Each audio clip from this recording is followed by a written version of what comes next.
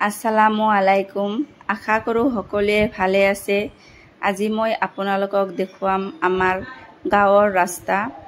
আপোনালোকে যদি বিচাৰে আপোনালোকেও কেতিয়াবা গাঁৱৰ ৰাস্তাখন দেখুৱাব পাৰে, কেনেকুৱা পৰিৱেশত আপোনালোকে থাকে। তো মই দেখাই আছোঁ মই যোনটো পৰিৱেশত সৰুৰে পৰা ডাঙৰ দীঘল হৈছোঁ। তো এইখন হ'ল আমাৰ গাঁও। চাৰিওফালে যি পৰিৱেশ দেখা পাইছে, ৰাস্তা সকলো ভাঙি চিঙি বেয়া হৈ গৈছে। নতুনকৈ মাটি পেলোৱা হৈছিল ৰাস্তাত। তাৰ পিছৰ পৰাই বৰষুণৰ পিছত আৰু পানী আহিছে, যাৰ কাৰণে ৰাস্তা বালি মাটি ভাঙি একেবাৰে বেয়া অৱস্থা হৈ গৈছে। কেতিয়া এই ৰাস্তাটো ঠিক হ'ব সেইটো আমি নাজানো। তো মোৰ ছোৱালী, মই আৰু মোৰ দাদাৰ ছোৱালী আহি এখন নাও পালোঁ।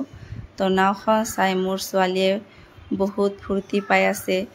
মোক কৈ আছে মোক নাওখন চলাই দিয়া মা, কিন্তু পানী যথেষ্ট কম থকাৰ কাৰণে নাওখন চলাব পৰা নাই।